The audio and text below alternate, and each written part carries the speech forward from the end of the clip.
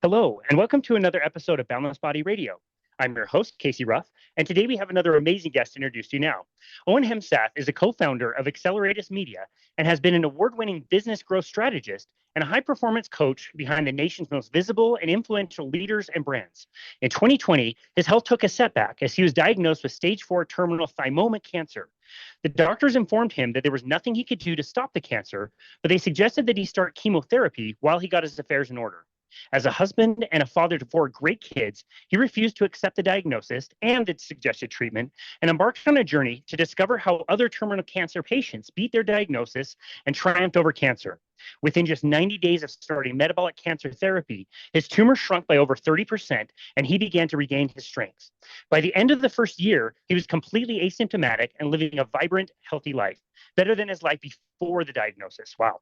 On a professional front, Owen's expertise and entrepreneurial savvy has provided much success and won him the Entrepreneur of the Year award and the Business of the Year award in California. Owen Hemsath, what an absolute honor it is to welcome you to Boundless Body Radio. It's a pleasure to be here. It's such an honor to host you. We just found out that we are neighbors. We live in neighboring cities, very, very close to each other. But you're actually in Costa Rica right now. Let me tell you, buddy, you are not missing anything around here. In the last 2 days, we've had snow squalls, which I didn't actually really know what it was, but heavy, heavy snow, tons of wind, and like no visibility. So you're not missing out on anything. Yeah, well, it's about time I got something right. You know what I mean? The day we left, it started to snow, and I took a picture of that. I'll take another picture of the day we leave here. But it's beautiful here, and this is part of like a life plan that both our lessons in business and cancer have taught us. Is that it brought us to Costa Rica to live the life that we want to live, and I'm here working and doing podcast interviews and having a great time. That's amazing. How often do you go down there? This is our first time down here. Sweet. This is the second time I've left the country this year, as part of this, just like I'm alive and free. Sometimes I feel a lot like the lead from a musical, right? So we actually go to the theater down there in South Jordan all the time. Like, we're regulars over there. I grew up in theater. And so like, I feel like after you beat cancer and like your business grows and like your family's intact, and you kind of like walk into the day just like, like I'm young and free, like I'm singing, and just happy to be alive and realizing that we can do what we do from anywhere in the world. And I'm not a digital nomad. I don't want to go all the time. Right. But I love the idea of having satellites, of having home bases that we can explore all through the world and just see through those lenses. So our kids are here. We're in this really big place. Like it's not like a glamorous place, but it's I mean, I guess it kind of is, right? But it's like, it's this thing where we're living, I think, a lot like amongst Costa Ricans, right? Like, we're not in a big fancy branded hotel with the pool. Like we have a pool, but we're doing something different, right? We wanted to be in that sort of environment. So it's a fun thing that we're doing. Yeah, good for you. That sounds amazing. And it must feel even that much more special about, getting out and exploring things and spending time with your family after being so close with that diagnosis, which I definitely want to talk about today. Your energy is just so infectious. I love that. So really, really excited to get into that with you today. I do have to say, a large majority of our audience is carnivore, have followed animal-based diets, and have done carnivore diets.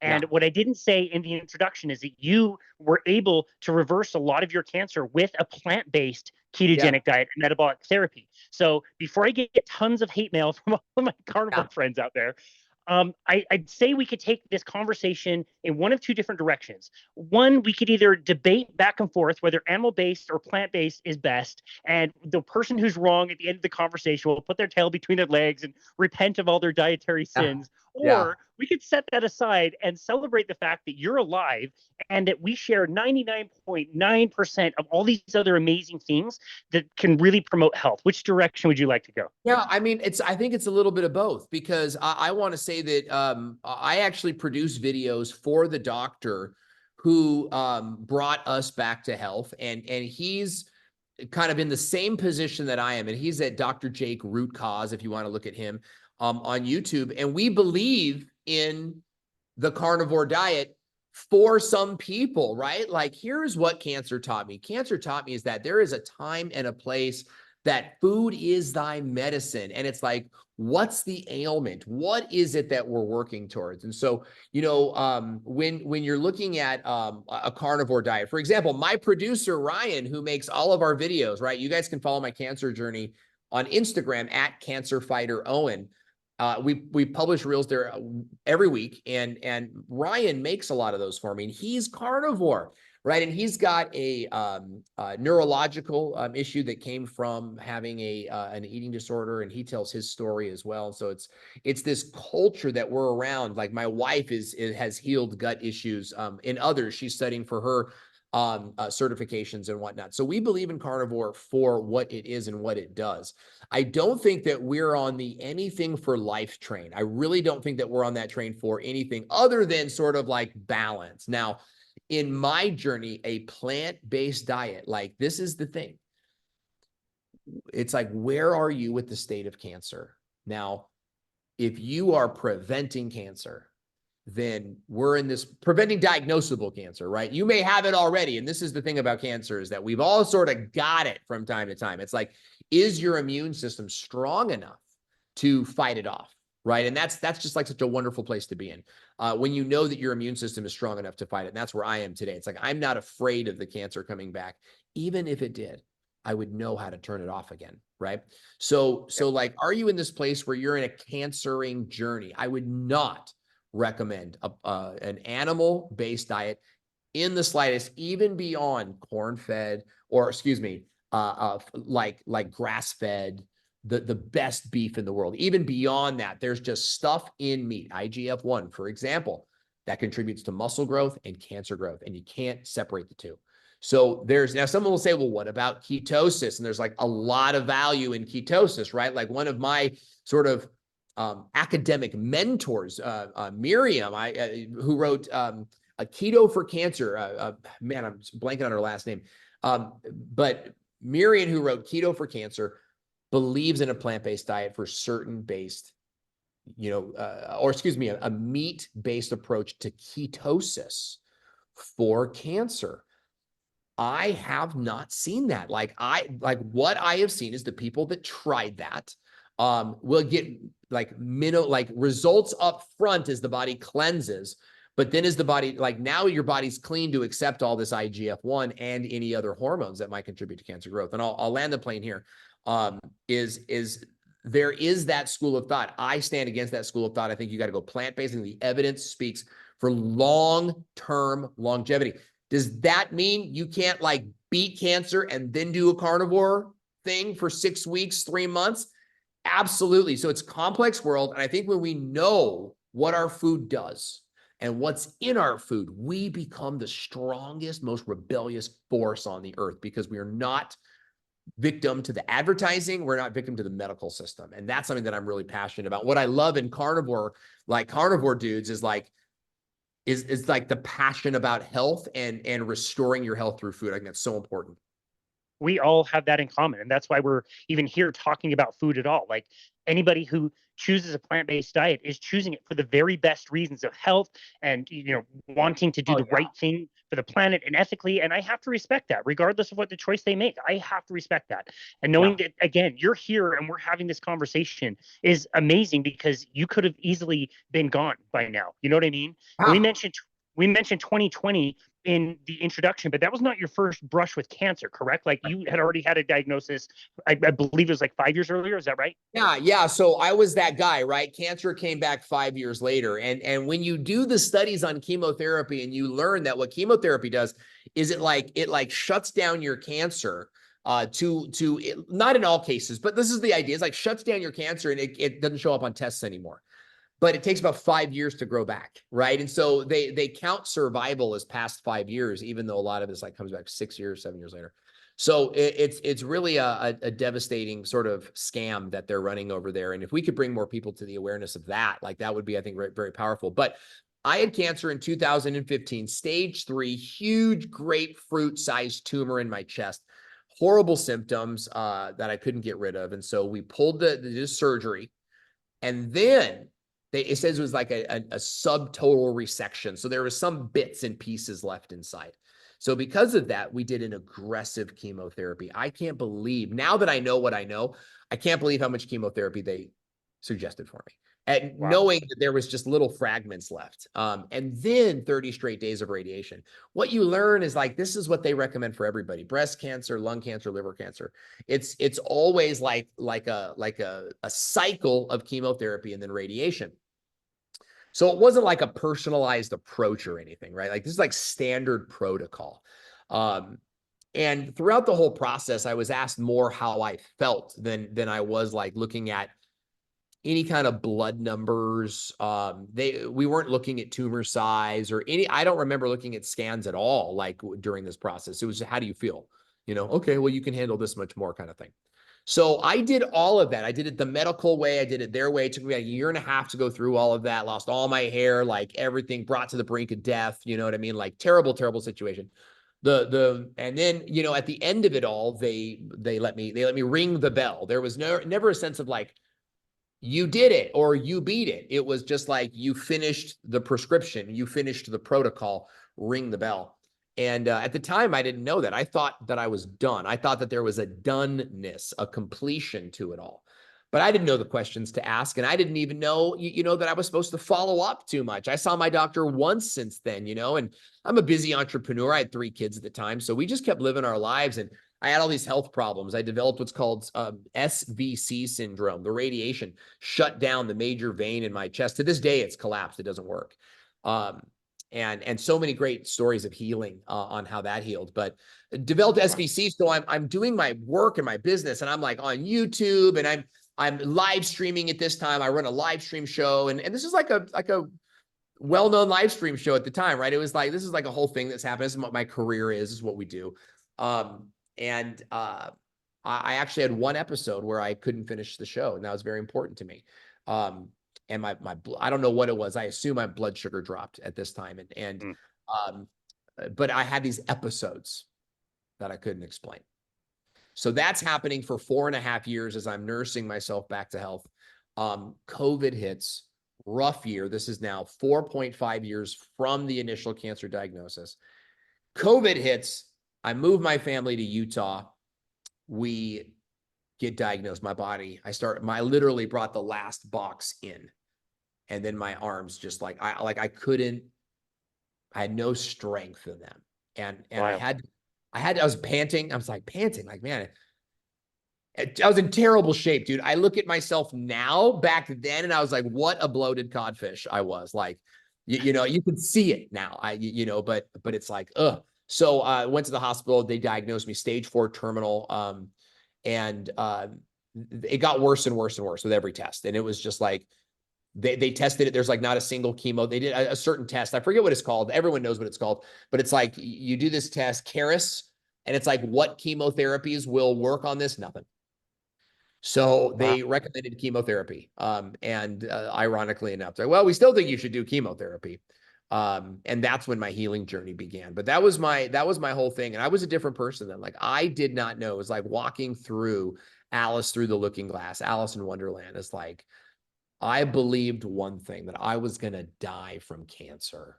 I believed it, that there was nothing that could be done, to today where I am free from cancer. I am cancer free as of April of this year. I'm thriving. I'm in Costa Rica. I feel good.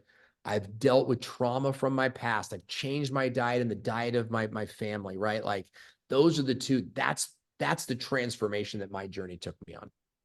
That's incredible. Sometimes we forget a little bit what it was like to live in 2020. That was some pretty stressful times. We were unemployed, didn't know when we were going to work again, what we were going to do.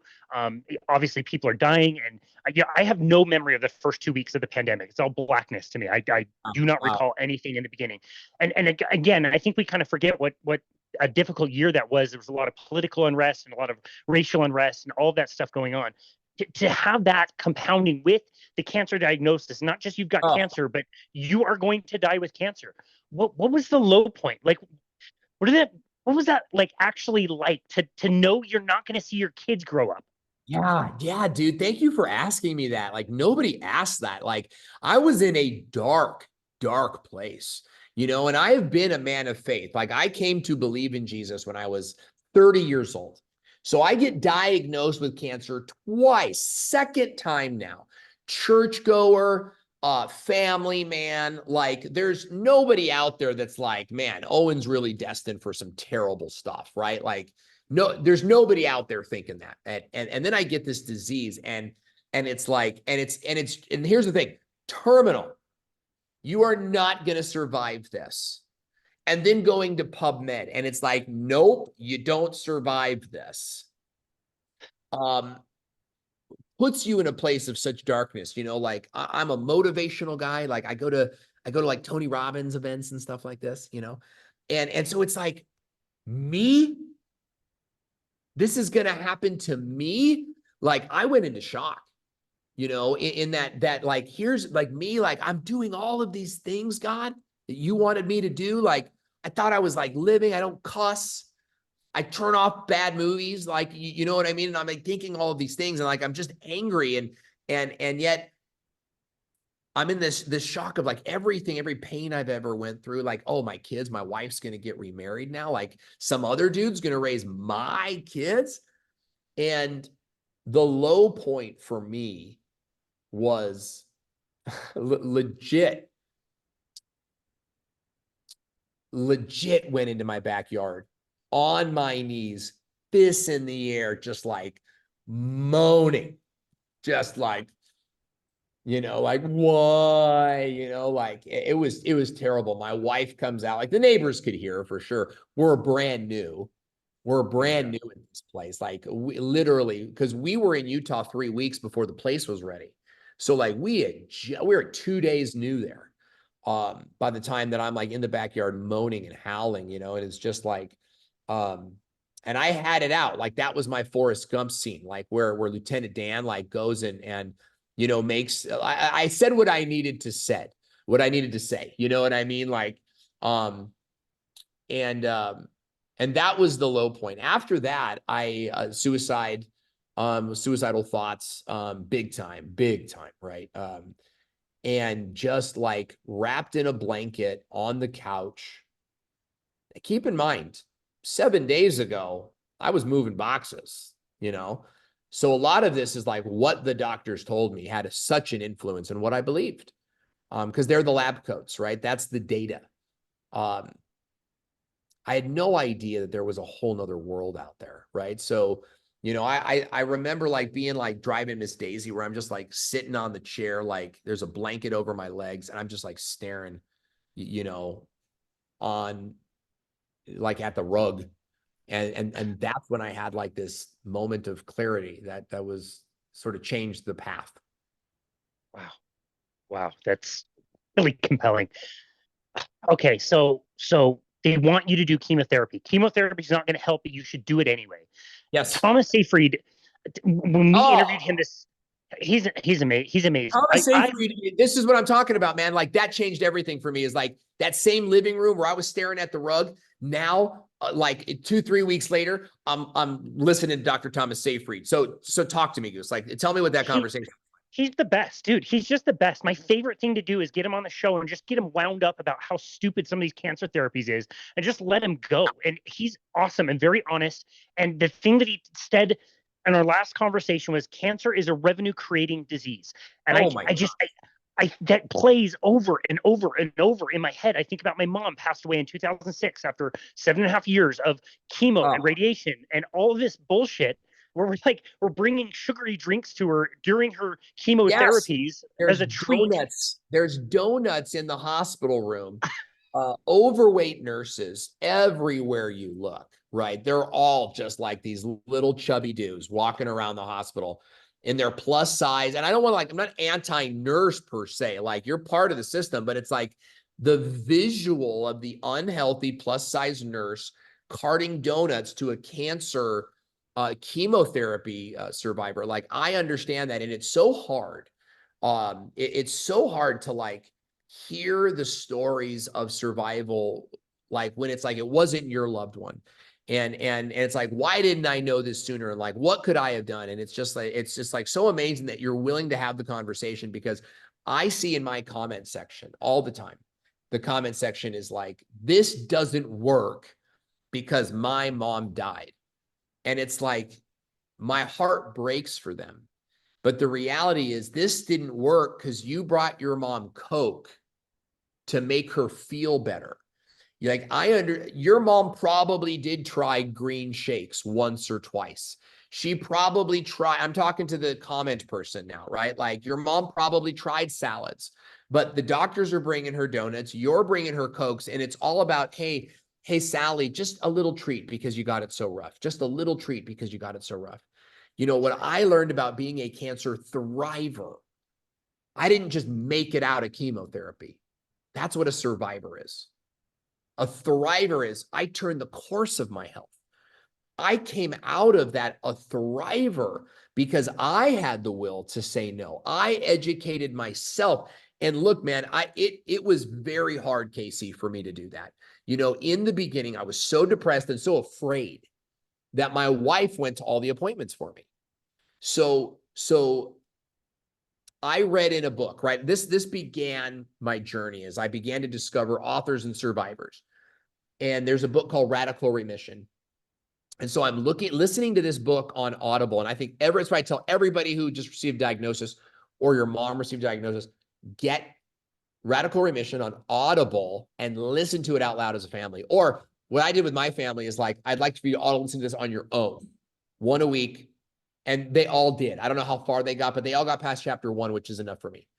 So Radical Remission talks about the 9 things every cancer thriver, so sporadic or spontaneous remission. 1,500 people, spontaneous remission throughout the world. The 9 things. One of them was took responsibility. You took responsibility. You show up to the calls. You got to be there for your doctor. You have to face your fear. You have to go Google your disease and Google the chemo that you took. You got to forgive yourself for doing that chemo. You got to forgive yourself for the sweets that you ate and will continue to eat and snack on because it's hard, right? But that's like that moment that you have to be looking for is when you're willing to own it and take responsibility. So I had to tell my wife, from now on, I'm going to the calls. I'm going to go and I'm going to take care of this. And that was part of the change. That wasn't the thing, but it was like, that was part of my evolution and my growth out of cancer. Wow. Yeah. So what was the decision like to say, no, I'm not going to do chemotherapy the second time, knowing that it wasn't going to help you, but they were probably pushing on you because they would have made some money on it. Like I said, cancer, revenue creating disease. What was it like to stand up to the chemotherapy? You're right. They're the white coats. They know everything about everything, especially when it comes to health. And I'll tell you, it's rare that you get a doctor that believes in integrative therapy. It's rare, but they're out there. And I want to like acknowledge that doctor, like, you're the good guy. You know, like, you've got to lean into that. And if you know doctors like that, bring your friends into that, because my doctor was my age. And that already caused a little bit of a problem in like the superiority complex, because I'm a high level CEO. And when I'm talking to my consultants, like there's an equality there. She didn't see that. She saw herself as superior. And my doctor is that doctor who we want to avoid and who we want out of the system ultimately. This is somebody who, I don't know how much she's being paid in chemotherapy bonuses, but I do know that chemotherapy is the only classification of pharmaceutical drugs where the doctor is allowed to receive remuneration for its prescription. So you could prescribe antibiotics all you want, day and night. The antibiotics company will not pay you spiffs and commissions for that. They can't. But chemotherapy is different. You do get spiffs and commissions, and that's the only thing that my doctor wanted me to do. Now, I don't want to make any assumptions she's paid for. I don't know. I don't know what her lifestyle was like, right? But I do know this, is that she never acknowledged my healing, and she only wanted me to do chemotherapy. She would mock my healing therapies, despite the fact that I was delivering results to the CT scans on a regular basis. I was delivering shrunken tumors without chemotherapy. And even through that, she She failed to kind of like acknowledge it. She never acknowledged it. She never said, good job, right? So we have to be in charge of our own health. You have to be the CEO of your own health, and you have to be willing to say yes and no to your doctor. And saying no to your doctor is like the hardest thing in the world, because they will pressure you, right? Like, you may have this good doctor who's like, no, I believe you. Like, I've got a friend who's like, I don't want to do chemo anymore. And her doctor was like, great idea. Just, just don't tell them I told you, kind of thing. Yeah. Wow. My doctor was all, she's like all about chemotherapy. So like, we had to learn how to say no, my wife and I. And we learned, and I'm in marketing and I'm in business. And so like, high level negotiations is an environment where I feel comfortable. And even I don't like to confront in the moment. I feel like there are much more strategic ways to do that. And this is one of them, right? So saying no to doctors is like, your doctor comes to you and it's like, we want you to do 18, bazillion rounds of chemotherapy. And we want you to do radiation therapy and like, there's, oh, you can get a new Lasta shot on Friday. And then guess what? You can go to this other place and there's all these different therapies. And you go, thank you, doctor. Thank you. I know that you got a lot of patients and you're running around, you're doing so much work. So I just want to thank you for the effort and the time you're putting into me. I know that you want what's best for me. You've given us a lot to consider here today. And so what we'd like to do is just go home, talk about it, and then, make any final decisions when we're not here and just so blustered and so flustered. But I got a couple questions if you have questions, ask questions or whatever. But to just say, like, you've given us a lot to consider, and we're gonna go and consider it. So we knew we were not going to do chemotherapy anymore. And I did chemotherapy 3 times. Like, I get hounded on this in my Facebook or my Instagram comments, like, you did chemotherapy, you didn't do it without chemo. I did 3 rounds of chemo before I quit and was like, I'm going all natural.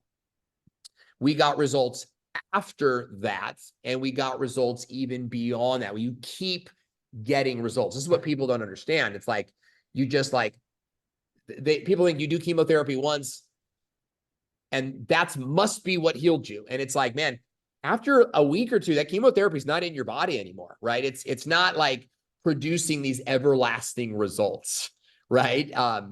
So there's a lot of value in understanding that cancer patients get tested over and over again.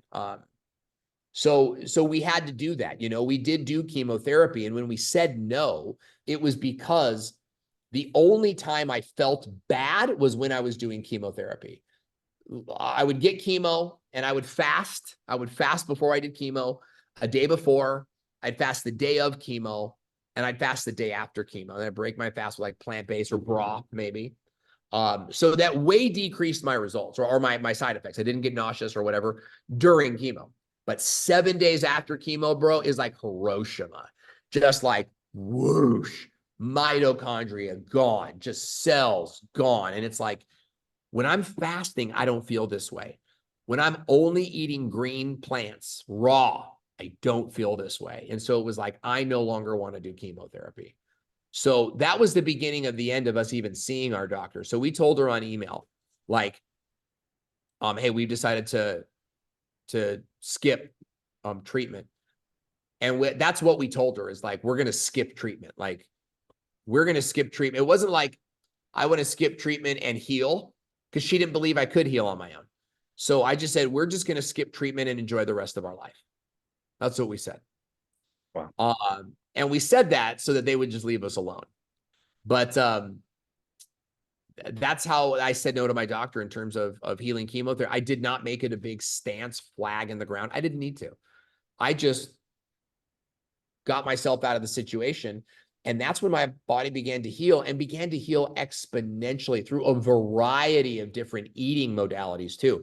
It wasn't like plant-based, like came out of nowhere, right? There was a process, and raw was included in that. There was meat-based keto included in that. Like, so there's elements of everything we had to pull from, but ultimately it's like, what's the result we want to get, right? And then you eat to that end. Yeah. It's such a critical point, and I hope the listener takes that home. That I see this all the time, and this happened to my mom. You go in, you get a diagnosis, and then it's like the next day you're getting cut into, or they're starting treatment. Oh, It's like, this didn't so like fast. appear. yesterday. This didn't get here yesterday. This appeared over a long time. I got a little bit of time. I can go home and have a think and talk to people and do some research. I don't Yes. need to make a decision right this very second that's going to alter my life forever. So I think that's such a critical point. And I believe that there are studies that validate that when people go home and make a decision, a certain percentage of them decide not to do chemotherapy. And that's what the doctors are trying to avoid. And look, it's not evil doctors. I really have to battle this. It's like the Matrix, right? The woman in the red dress is your enemy until she realizes that she too is plugged into the Matrix. And that's what it is with doctors. Like, they grew up, they paid lots and lots of money to be told by pharmaceutical companies that pharmaceuticals are what heals, right? Like, this is what it's symptom management and symptom reduction. And that's called allopathic medicine. It's the Western model of medicine, right? There's value there, right? I believe in antibiotics and I take ivermectin. Like, there's some pharmaceutical drugs that I just like, we've always got them in the house, right? But largely we're not pharmaceutical people. I don't want to be addicted to any kind of nasal spray. And ultimately, I don't want to be addicted to a supplement either, right? Like, I want my body to create it. But in the meantime, right, I'm in a place I can't get beets. My amazing wife got me a beet supplement while I'm here. So it's like, there's these balances that you make to reach the objections or the objectives that you have in your life, right? And I think that's key, is knowing that your body heals and that the thing that got you here can be undone, right? Like, so the problem is people don't learn this until after they did 6 rounds of chemotherapy, right? People tell me all the time, Steve Jobs, right? Like, I heard this in the comment section, is like, it's because of people like you that Steve Jobs is dead. And the opposite is actually true. See, Steve Jobs believed that pharmaceutical drugs would save his life. And when he was so filled with pharmaceutical drugs and depleted from the harm of pharmaceutical drugs, that's when he went natural. You know what I mean? And it's like, and then he died from all the pharmaceutical drugs. There probably were drugs that could kept him alive longer, and you're still on drugs. Like, people don't know what really happened with Steve Jobs and others because of the cancer narratives, right? Like, they control your license. So if you don't prescribe pharmaceutical drugs, they could revoke your license. That's why in America, you under 18, you must do chemotherapy. You know, my sister talks all the time because my nephew did chemotherapy and he's still alive. He's alive like 10, 15 years. And people ask me all the time, like, how do you rectify that? Like, how do you justify that? And it's like, number one, God can work through anything, right? And number two, chemotherapy works sometimes, right? I'm not here to say like, but the amount of times that it works is not worth the amount of times that it fails. And Dr. Peter Glidden talks about 97% worldwide, globally, recognizing that certain cancers are carrying the weight of all the cancers, right? Like chemotherapy can be effective with lymphoma, but you're addicted to chemotherapy your whole life. I want to make that really clear. But like, it'll keep your lymphoma at bay, right? But the success rates there are carrying the weight of all the other ancillary cancers where it's failing. Lung cancer is still considered a killer. Pancreatic cancer is still considered a killer. I know a pancreatic survivor, survived through oxygen baths largely. And it's like, we're barely even beginning to explore the different ways in which the body can heal from cancer. And when people have time to think about it, they discover those. That's why I make videos. I make videos so that you, as the cancer person, or it's going to be the people listening to this podcast. Like, your mom, your uncle is going to get cancer. And it's like, you're an influence in their life. It's probably not going to be you. If you're doing carnivore, you're interested in your health, like, you're living a healthy lifestyle. Like, it's not likely you're going to get cancer. But when someone you know gets cancer, you're there to say, hey, look, I know I'm a carnivore guy through and through, but I'm an eater at the end of the day, and a plant-based thing will get you out of this. Let me get you some books. Can I walk through this with you? Right? So that like, we all have like a family plan for cancer, so that when you're in that moment with that doctor, you know what your options are before. The problem is, like, I told my dad, I was like, Dad, you should try keto, man. You could eat meat, and I think you would love the way that you feel. And he goes, he's kind of joking, but he goes, I'll wait till I get cancer. And no. Yeah. And I know he's kidding, but kind of, you know what I mean? It's like, but what if you did it now? Like, there's this idea that your lifestyle reduces if you eat healthy, right? Like, junk food is so normalized that eating healthy is considered a diet. It's that mindset shift that people like us are trying to break through. So the next generation, our generation, like, I want to live 120 good years. Like, I don't want to be on the earth forever, but like, I'd like to like outlive the 80-year time span and be like, that was a guy who had cancer. That was a guy who was told he was going to die. Right. With good health also, not just to live that long, but live that long really well. So, okay. Yes, So I to love live that. So long well. Thank you. Yeah, that's super good. totally different. Yes. Totally different. Okay. So if we accept the common narrative that cancer is genetic, you'll either get it or you don't. Here's the traditional treatments. You're kind of, you don't have very much empowerment. There's not really a lot you can do besides agree with whatever the doctor says you have to do. Right. If you learn a different narrative that cancer has actually been found to be a metabolic disease, we've known that for a very long time. It was wisdom that was largely forgotten, but now it shifts how we deal with cancer, and it starts to give you, the person, a little bit more empowerment. So what was that journey like of learning those things, coming across these books, these people that are saying this is metabolic, you can do something about it? It was yellow brick road for me, dude. It was like, you live in this black and white canvas, Kansas. And then all of a sudden, see, for me, it was that moment in the chair. I was sitting in this chair. I'd already like yelled at God and had my moment with God. And I still believed in God, but I didn't know like who God was. There was a very spiritual component for me on my journey, already being a believer, right? Like, I was already somebody who was like, I had a relationship with the Lord. And it's like, and this, and like Job and all those, so all that's just kind of like, and I'm just some guy that you had to be wasted. And it was like in this moment in this chair where I thought my life was one to be wasted. It was just like, at the end of the day, you weren't made for anything great. You were just made to just get cancer and die. And your kids will barely remember you at this point. You know what I mean? And that's when there was almost like a microphone, kind of like, is this thing on? Like, oh, and I've been talking to you. I've been trying to get your attention for the past like 7 days, but you've been whining. And it wasn't quite that, but there was just this very moment of clarity that I decided upon has been the voice of the Lord.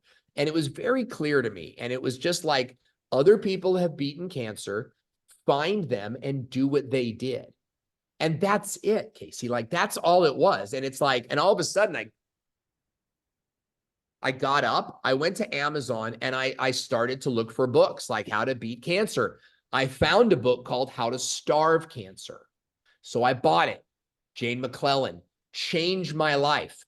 It was the book I needed because I didn't know anything about natural medicine other than my wife and her mom were into it, and they're kind of hippies, right? Like, I'm not quite as hippie as they are, right? So it was like, it's just like a little wacko to me. But I read Jane McClellan's book, and it's about using off-label drugs that prohibit cancer pathways. But that's when I learned that cancer had pathways. It had feeding sources. It eats things. And all of a sudden it made sense to me. Well, then it eats what I eat. And then I'm taking these pharmaceutical drugs called the Care Oncology Protocol. That's what her book's about, that I could order and it would prohibit. So like immediately I'm on these pharmaceutical drugs and I'm learning more about cancer pathways. That leads me to this movie called Heal, where I watched this movie. I think it was on Netflix. Now I think it's on Amazon, but it's findable and it's rentable.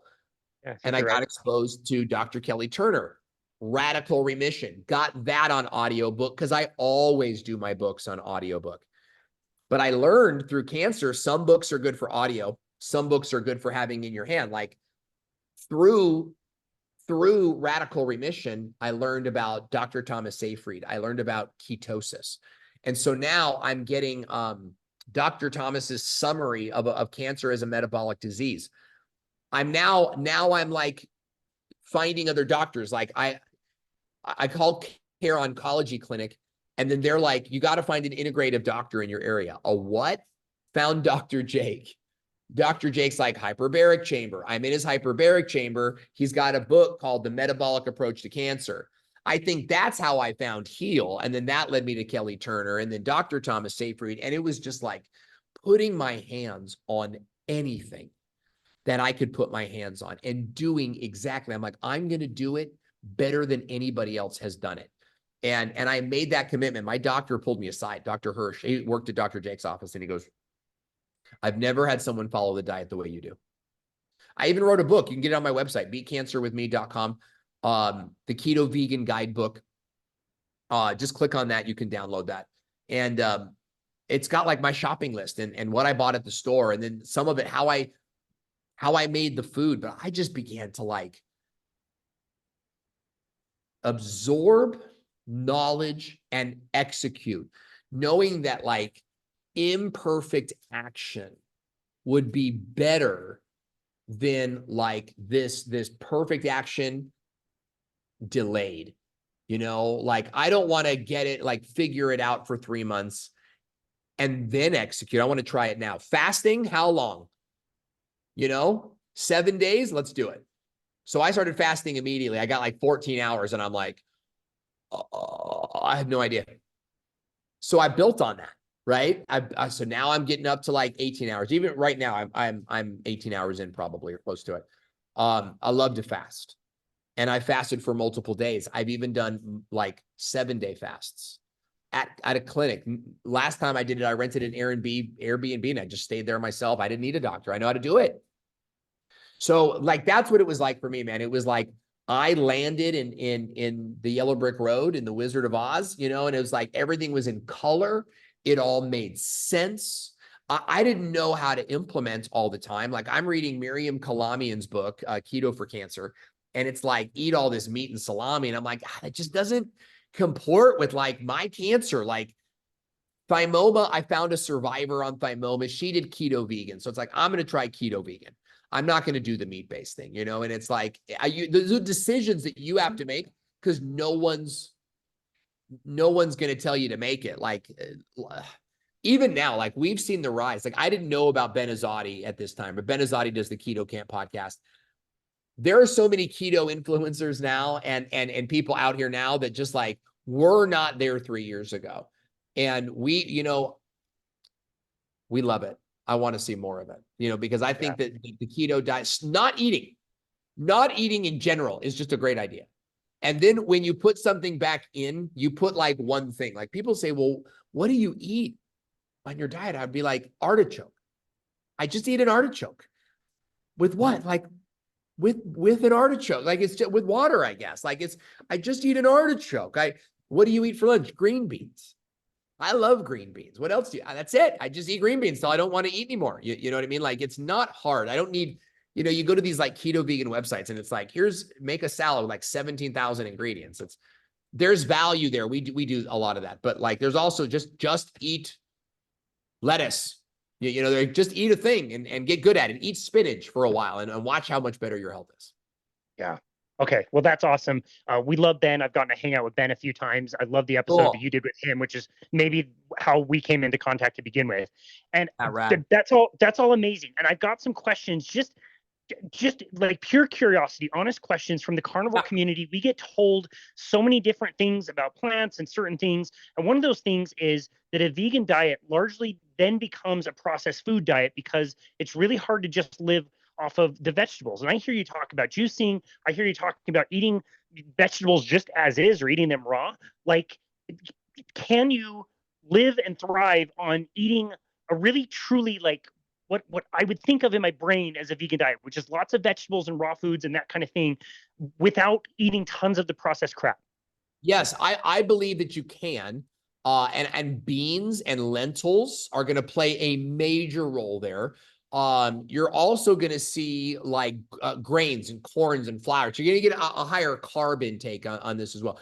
Quinoas, right? Because you've got to get that protein. If you don't eat enough protein, you are going to be snacking. You're never going to be satisfied. That the opposite of ghrelin will never like kick in fully. Like I struggle with this for a long time. Seeds and nuts. So yes, I believe it's possible. Just like carnivore, like I struggle with carnivore because it's like I see a lot of these guys getting low quality meats, loading up on low quality eggs and low quality bacon. And like, look at me, I'm carnivore. And it's like, I just don't think you understand what carnivore is, right? Like there is an element of choice and ingredients and purity here that I feel like it's a sliding scale. It's always like, if I can't find organic, I don't go to junk food. I eat non-organic, right? And it's like, it's better than junk food, but Oreos are vegan. Fritos are vegan. And similarly, like on the keto side, like all these keto snacks, guys, that's all here to distract us. Ultimately, I think that what we're trying to do is a community of eaters, right? We believe in metabolic health, and food as thy therapy is like, we are trying to live off the land. We are trying to eat the plants that grow and the animals that grow. Look, an ox eats grass. If an ox can build muscle and become this incredible beast of burden, then we as humans can do some incredible things. Nime Delgado, I think is his name, is a vegan bodybuilder. What I don't like in the vegan community is the dishonesty over the nutrient depletion that happens and is thriving in vegan communities, and the reality of the morality-based veganism, right? So I say plant-based. I do not share that chicken has a name, right? And I actually find that even offensive, right? To say that a cow has the same value as a human. So I don't fall into that category, right? Do I fall into a category of like ethical treat? Like I don't eat veal. That's like a little bit too much for me. But if you eat veal, that's fine, right? Like I think we need to be like honest about what plant-based is versus what veganism is, right? Because there's some real clear differences there. And one of my favorite studies was a study on cancer risk, and they had two different groups. They had a meat-only group, and they had a meat with equal parts plants and vegetables group. The meat-only group had a significantly higher chance of cancer at the end of the trial, which I think was 30 days of meat only. Significantly higher cancer markers. The group that ate only meat with equal parts vegetables had no increased risk. Now, I don't know what that says about the quality of meats, organic vegetables, all these different things. But what we can assume is that there's an element of balance here, right? That I love to see is like in all things, there's some sort of balance. Either you're carnivore for a while, you flex out of this. What I love about Ben Azadi is Ben taught me to flex, right? Because it's like you get so into keto, it's like, I don't want to get out of keto. But learning how to strategically come out without using junk food, how to come out grapes. Oh man, letting grapes and apples back in my diet, to flex out before fasting to get back in. So made my life better. So it's, for me, it's never one thing all the time, but it's like, what am I trying to accomplish? That's a really good point. And so when you're bringing things back in like grapes and apples, part of my brain would be like, I really don't want to take this sugar bomb in. But like you said, if you make protein a priority in your intake, regardless of whether you're eating plants or animals, you will be more satiated. Therefore, you can fast more, and that will help you kind of reset. Like, yeah, there may have been more sugar in the grapes and apples, but the fasting will get you back on track quicker. Is that kind of the way you think about it? Yes, totally. Yeah, totally. And that's like, I think, the art of flexing. It's like going in with a plan to come out. So for example, I don't like sugar bombing either, right? So choosing your sugar wisely, blueberries, raspberries, for example, and choosing when you upload those, right? So like I'm gonna intake that sugar right before my run, or I'm going to, like, my busiest times of days based on my Oura ring are like in the evening. So like I'll have like a late lunch shake so that I'm in the yard, I'm burning it off before I go to bed at night. So there's like little these like atomic habits that I think help to, that's why I think of myself as a biohacker, right? I'm not like a Dave Asprey, like I'm a biohacker, everybody, right? But it's like I biohack for sure. Like I want a result, I know how to get it. Even right now, like I used to do cold plunges and I've stopped. because they're terrible and I hate them. Like, but that's why I love them. And so like I'm working on jumping in the pool instead of waiting. And even though it's not a cold bath, I'm just conditioning my body to do cold baths when we get back to the States. So it's like there's a point, there's a purpose to why I'm doing it. Yeah, that's really great to be thoughtful about that. Um, so I guess my last question around diet itself would be you mentioned it's a plant-based diet and not necessarily vegan diet, and they are different. We sometimes use them interchangeably. They are different. So on that note, what small amount of animal foods are you including, and what kind of supplements are you really making sure you're getting every day? Oh my gosh, that's such a great question. Nutrition is so valuable, right? And that's what it all comes down to is like, where are you getting your nutrition from? So there are certain there's certain foods that I want to get for the detoxification benefits. And then there's other foods I want to get for the additive benefit, like what it's going to do for my body. So my routine is largely 16 to 18-hour fast every day. Now I listen to my body. I'll flex out of that early or I'll flex out of that later, but I like to break the fast with bone broth. And typically I receive that as tea because I'm still working at 2 o'clock. So like I'll receive bone broth. My wife will help me with it. Bone broth and then a green shake, largely like blueberries, spinach, antioxidants, and the spinach, always daily greens because you've got to be binding to the toxins for when you're sweating, right? So I do, that's like afternoon. And then I try to get all my calories in. I try to have a well-balanced dinner diet with carbs, grains, right? And I try to eat meat 2 to 3 times a week. And I'm like you with the sugar bombs. I'm like, I don't need this chicken. Like last night I had more chicken than I should have. Like I've lost my desire for steak. I don't really desire steak at all anymore. I'm really desiring like lean meats like chicken and fish. And I love fish, man. Like I'll eat fish all day. But I don't want to say I'm a pescatarian. I just really have my food, my sensitivity.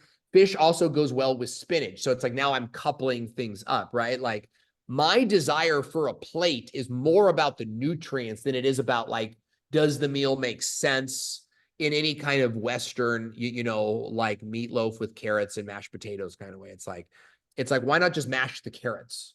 And sort of get that in. So when I eat meat, I try to keep it down to less than a palm size. And I'm taking stomach enzymes to aid with digestion. And like I said, I'm definitely not trying to do meat more than 3 times a week. Me personally, my wife likes to have meat on the table every night for the kids' dinner. So, and I'm not ashamed, like I'm not anti-meat. That's really important. It's just that like Casey, I think I should eat more meats, right? I have a little bit of trauma that I'm working through. In terms of my food, I often fast longer than I should. Because I'm in this like, can never get cancer again, can never get cancer again. So there's a great discipline for me in just eating balance and allowing rice, quinoa, and various meats to come in. Like I will eat meat. Like we did have steak recently, right? And I will eat it and I'll like it too. It's just that like, I know my limit and it's like, it's not right now. I'm not on a muscle building track.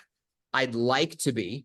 This is actually one of my goals for the new year is to put on muscle. I don't know if you saw that post, but it's like, I've really thinned out. So it's like I would, and when I get on that journey, like, and I'm ready for that journey now, it's like, I know I'm going to have to eat more meat. But even then, I'm probably going to balance it out between like plant-based meats and animal-based meats. So that's kind of my meat story. I appreciate that. It's we get into our silos, right? And I'm in the carnivore silo. And so you'll say things like spinach, and I'll go, oxalates, but what about the oxalates? And like, Yeah. it's so important for me to hear this and understand it and not push back and just say, like, this is what is working. It's clearly working for you. You're fit, you're healthy, you recovered from cancer. I really appreciate that insight. And it's awesome that it's working for you. And I'm sure the muscle building will go great for you. And there are many, many, many different reasons that people have aversions to certain foods. Trauma is a great example, or seeing an animal die is a great example. Like, it's not as easy as just like, you should eat this or you should eat that. There's so many factors to it. So I really appreciate you taking that dive into the things that you're eating. As far as the other tools, first of all, I have to say, I think fasting is probably the best tool that you could possibly do for any of that during treatments, getting through the treatments, whatever you decide to do. You mentioned hyperbaric oxygen. What other tools that were not diet do you credit to be like really, really helpful? Yeah, absolutely. Let me go through like the best modalities, right? And like in the order of importance, I think of my cancer journeys. Number one is fasting. There's nothing more effective than fasting. We did CT scans before my 7-day fast and after. The reduction was miraculous. It was incredible. And then the other health benefits. So fasting was absolutely key. Secondary to that was a plant-based diet. So when I'm refeeding, it was all fresh, organic foods. Juicing, huge, huge, huge part of my recovery process. Secondary modalities, sauna is a top tier. You have whatever goes in your body has to come out. So sauna was huge. Second tier modalities, hyperbaric oxygen chamber. Cancer hates oxygen, so fill your body up with oxygen. It's why we chose Costa Rica, because the atmosphere more mimics a hyperbaric environment. So literally the air you're breathing in is cancer killing. Also, I did infrared blood cleansing. Like they put red light, blue light, green light, filtered my blood through it. I loved that. I've come away feeling great after doing that. I did intravenous vitamin C, which I thought was really helpful. Again, no provable results, but I like what happened to me during these processes. And eventually I was able to come off of them, right? Like I didn't have to do them forever. But there was another one. It was IVC, and it was what's called MVA, multivitamin alpha lipoic acid. So I got these bags injected into me twice a week, and then eventually once a week, and then eventually not at all. And those were like absolutely the best. If I had to do it all over again today, you know, if I had to work with anybody, it would be fasting and plant-based juicing would be how we get out of cancer. Oh, that's awesome. Oh, and this has been an amazing conversation. Like I said, I'm very happy that we can have this open-minded discussion, have different ideas. Where can people go to find you and connect with you and your work? Yeah, thanks so much. I'm at beatcancerwithme.com, and that's my website where you have links to my YouTube channel, my Instagram. On Instagram, I'm Cancer Fighter Owen. I do a ton of reels there. I'm very active there. So the YouTube channel we post, we're doing some community stuff there, and we're just like sharing our experience, but like day to day, I'm on Instagram. So definitely follow me there. And otherwise, my business, we didn't even talk about business today. So it's like, don't even worry about that. Go find me on those platforms and let's talk. I'd love to meet you. What link should we give for your business? owenvideo.com. Learn about our company. We help fitness professionals launch YouTube channels. Anybody who's in chiropractors, integrative doctors, like I've been in this space for a long time, digital marketing and launching YouTube channels.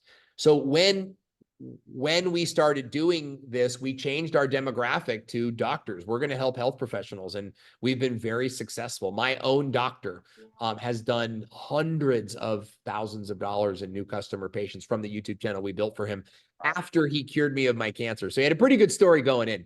That's but owenvideo.com, you can learn more about that. Awesome. We'll link that as well. It's 2024, so content creation is really important. And Owen, thank you so very much for having this conversation with us. We really appreciate you. I look forward to you coming back to Utah so we can hang out.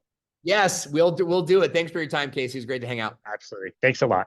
And this has been another episode of Boundless Body Radio.